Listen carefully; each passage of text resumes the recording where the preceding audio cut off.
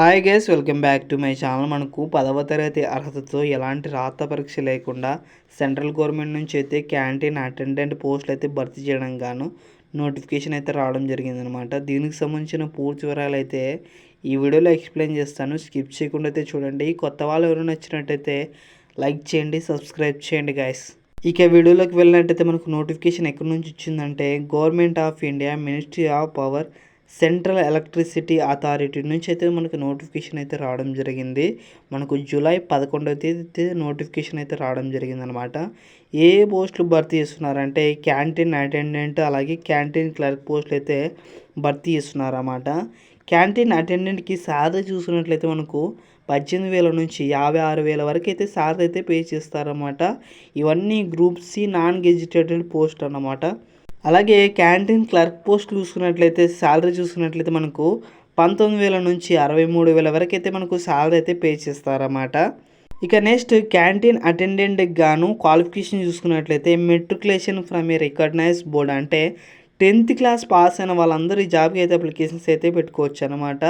అనుభవం ఉన్న వాళ్ళకి ముందుగా ప్రాధాన్యత ఇస్తామని ఇక్కడ మెన్షన్ చేసినారు. ఇక ఏజ్ లిమిట్ చూసుకున్నట్లయితే 18 సంవత్సరాల నుంచి 25 సంవత్సరాలు ఉన్న వాళ్ళు ఈ జాబ్కి అయితే అప్లికేషన్స్ అయితే పెట్టుకోవచ్చు అనమాట. ఇక నెక్స్ట్ క్యాంటీన్ క్లర్క్ పోస్ట్ చూసుకున్నట్లయితే ఇంటర్మీడియట్ పాస్ అయ్యండి కామర్స్ స్ట్రీమ్ ఉన్న వాళ్ళు ఈ జాబ్కి అయితే అప్లికేషన్స్ అయితే పెట్టుకోవచ్చు అనమాట. అలాగే మీకు టైపింగ్ స్పీడ్ అయితే ఉండాలి. 35 వర్డ్స్ పర్ మినిట్కి అయితే మీరు ఇంగ్లీష్ అయితే టైప్ చేయాలి, లేదంటే 30 వర్డ్స్ పర్ మినిట్కి హిందీ టైప్ చేసే వాళ్ళైనా ఈ జాబ్కి అయితే అప్లికేషన్స్ అయితే పెట్టుకోవచ్చు అనమాట.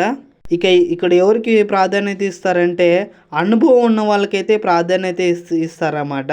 ఇక నెక్స్ట్ ఏజ్ లిమిట్ చూసుకున్నట్టయితే 18 సంవత్సరాల నుంచి 25 సంవత్సరాల మధ్య వయసు ఉన్న వాళ్ళు ఈ జాబ్కి అయితే అప్లికేషన్స్ అయితే పెట్టుకోవచ్చు అనమాట.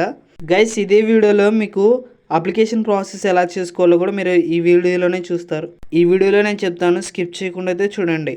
ఇక నెక్స్ట్ మనకు నోటిఫికేషన్ లాస్ట్ డేట్ చూసుకున్నట్లయితే last date of receipt of application is 30 days from A date of publication of the advertisement in employment news.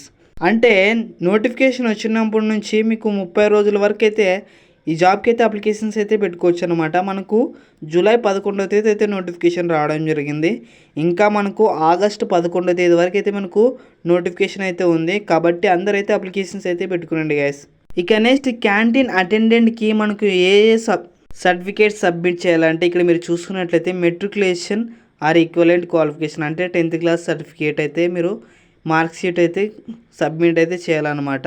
అలాగే cooking, catering experienced recognised institute from government of India, అంటే మీరు ఏమైనా course చేసి ఉంటే ఈ job ఆ certificates కూడా submit అయితే చేయాలన్నమాట. ఇవన్నీ సబ్మిట్ చేసి అయితే మీరు ఈ జాబ్కి అయితే అప్లికేషన్స్ అయితే పెట్టుకోవచ్చు. ఓన్లీ ఒరిజినల్ సర్టిఫికేట్ ఉన్న వాళ్ళు మాత్రమే ఒరిజినల్ సర్టిఫికేట్స్ అయితే పంపించాల్సిన అవసరం లేదని ఇక్కడ నోట్ అయితే రాసినారు. ఇక నెక్స్ట్ క్యాంటీన్ క్లర్క్ పోస్ట్ చూసుకున్నట్లయితే intermediate qualification, education qualification certificate అయితే ఇవ్వాల్సి ఉంటుందన్నమాట. అలాగే మీరు కంప్యూటర్ ప్రొఫిషియన్స్, అంటే టైపింగ్ స్పీడ్ ఉన్న వాళ్ళైతే ఆ సర్టిఫికేట్ కూడా సబ్మిట్ చేయాల్సి ఉంటుంది. ఇవన్నీ సబ్మిట్ చేసి అయితే మీరు ఈ జాబ్కి అయితే అప్లికేషన్స్ అయితే పెట్టుకోవచ్చు. Original certificate should not be sent with the application, అంటే ఒరిజినల్ సర్టిఫికేట్స్ అయితే మీరు పంపించాల్సిన అవసరం లేదని క్లారిటీగా అయితే వాళ్ళు రాసిచ్చి పంపించినారనమాట. ఇక నెక్స్ట్ అప్లికేషన్ ప్రాసెస్ ఎలా చేసుకోవాలని చూసుకున్నట్లయితే ఇక్కడ మీరు ఫోటో అతికించాల్సి ఉంటుంది. తర్వాత full name, date of birth, category, nationality, gender, complete postal address, అలాగే computer permanent address, mobile number, email ID ఇవన్నీ అయితే ఇవ్వాల్సి ఉంటుందన్నమాట. తర్వాత ఎడ్యుకేషన్ క్వాలిఫికేషన్, డిప్లొమా, మీరు ఏం చదివినారు, ఏ ఇయర్లో చదివినారు, ఏ యూనివర్సిటీలో చదివినారు, తర్వాత ఏ సబ్జెక్ట్ చదివినారు అనేది పూర్తిగా ఇన్ఫర్మేషన్ అయితే రాయాల్సి ఉంటుంది అనమాట. తర్వాత వర్క్ ఎక్స్పీరియన్స్, లాంగ్వేజ్ నోను, తర్వాత ఎనీ అదర్ ఇన్ఫర్మేషన్ ఇవన్నీ రాసి అయితే ఇక్కడ మీరు సిగ్నేచర్ అయితే చేయాల్సి ఉంటుంది అనమాట. ఇవన్నీ రాసి అలాగే మీరు డాక్యుమెంట్ సబ్మిట్ చేసి ఈ అడ్రస్కి అయితే పంపించాల్సి ఉంటుంది అనమాట. Deputy collector of central electricity authority, room number 516, 5th floor, సేవా భవన్, ఆర్కే పురం, న్యూఢిల్లీ.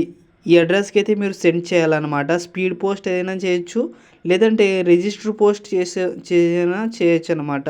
కాబట్టి 10th ఇంటర్ పాస్ అయిన వాళ్ళందరూ ఈ జాబ్కి అయితే అప్లికేషన్స్ అయితే పెట్టుకోవచ్చు. మనకు ఒక్కొక్క పోస్ట్ అయితే భర్తీ ఉందన్నమాట. దీనికి సంబంధించిన పూర్తి వివరాలు మన వాట్సాప్ ఛానల్లో ఉంటుంది. వాట్సాప్ ఛానల్ లింక్ డిస్క్రిప్షన్లో ఉంటుంది. అందరైతే జాయిన్ అవ్వండి గ్యాస్. ఓకే గ్యాస్, అందరికీ థ్యాంక్ యూ.